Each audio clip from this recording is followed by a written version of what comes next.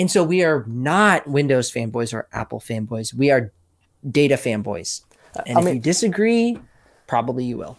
It's funny, like I've been doing these PC like builds here, and Ryzen's been the best, you know, and I've been just recommending Ryzen, right? And then now Intel came with the 12th gen. I'm super impressed, so I'm recommending that. And suddenly people are not happy. Yeah, absolutely. So I'm like, I would say, what do you want? This should start. I agree. You recommend what you see is the best value in the moment. Yeah, exactly. And that's what I try and do too. Like, for instance, one of my favorite laptops of the year, it's not close at hand, is the Legion 7 Slim. It is amazing. I absolutely love it. Another great value is the Asus Republica Gamer Flow X13. Awesome laptop. But if you put a MacBook Pro 14 on my desk and you say, hey, I'm going to be gone on a road trip for 8 hours and I need to edit my video. Here you go. There you go. There's your MacBook Pro 14, because you can't do that on those two laptops that I really like. Like, yeah, that's better for that circumstance. It stems from preference. It stems from the knowledge that you have. It stems from ego. It stems from the fact that we put our identity into the things that we own. Yeah. So I think there's like there's a big shift, and this is kind of getting into like spiritual aspects. In when we started to shift away from some of the spiritual roots around the world, and in my own country personally, we put our identity into what we own and what we do and who we are rather than whose we are. Okay. And so when you do that, when you put your identity into you own an Apple, and when somebody tells you Apple sucks, what they're telling you is you suck. No, but like literally, it's not to be made fun of, because it's literally the culture that's been built. You have a built-in culture to identify with who you are, what you own, what you wear, what car you drive. It means it is your personage. It is your personage. And so when somebody tells me that Windows sucks or Apple sucks, and I'm one of those fanboys, it creates a war, because that is your soul's resting place. Yeah. And this is getting like really deep on the podcast today, or on what we're starting as a series. But it's why fanboyism is so raving. But when I'm recommending stuff, I never really think about what things I like, and because get this because I'm using this. I haven't made a video about this on my channel. I'm not sure whether you have, but like exactly like you said, my whole core point is, look, right now this really makes sense if you're in that situation. Buy this. Right now, and I actually did make a video about that recently. So now, if you're doing that, buy this because this is the best for you. That's our jobs. Yep. If we like step away from that and just, I'm a PC guy, I do PC things, then suddenly you're not like objective anymore. We have to even look at like Ryzen and Intel, which one is better. People have, look, Ryzen, Intel. Yeah, I love that. I love the bluing. Well, I'll say another thing, like for instance, Ryzen mobile processors versus Intel mobile processors. Okay, there's this big fight between which one has better battery life. Okay, and the Ryzen people are going to say Ryzen, and the Intel people are going to say Intel. I'm going to say, hey, let's run the benchmark.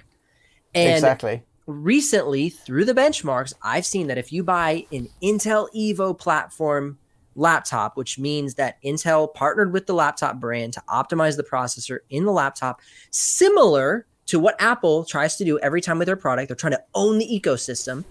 You're going to have better battery life. Now, if you buy a non-Intel Evo platform laptop with, say, an i7 1165G7 versus a Ryzen 7 5700U or 5800U, the Ryzen might win. Okay, but there's complete context. What are you buying? And I'm going to tell you exactly which one gets better battery life, and I'm not going to sugarcoat it. Yeah. So I'm making a recommendation off data. Okay, so what we're saying is, I know we all like certain products a bit more because we're using them, but let's not get too attached to those things. They're just tools, okay? If your hammer is, heavier, go on. If it gets you the work done, fine. But if my hammer is cheaper at the moment, I'm recommending to use my hammer because, hey, it's cheaper. Well, yeah, and there's the adage that goes, every problem looks like a nail when you're holding a hammer. And I also think, like, for instance, when people go to buy something, it's like often people try and upgrade when they don't need to upgrade. That's another thing too. Like, People will be like, hey, I have the MacBook M1. I'm wanting to upgrade to the MacBook Pro 14 or 16, for instance. And I'll say, why? You know, my best friend right now, he's like, yeah, I want to get the new one. I'm like, why?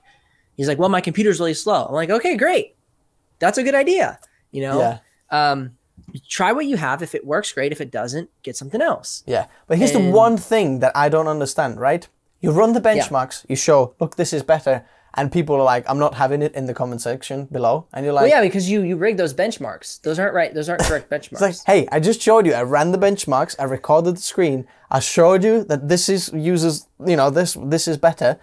And then people are not having it. No, no.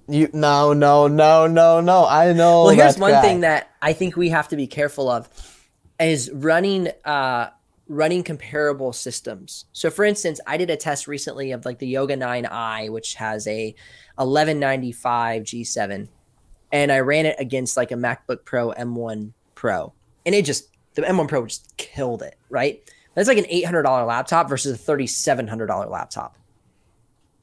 Like those two shouldn't be sitting next to each other, but that's the problem is people look at it as they don't look at it as a sliding scale. Right? Yeah.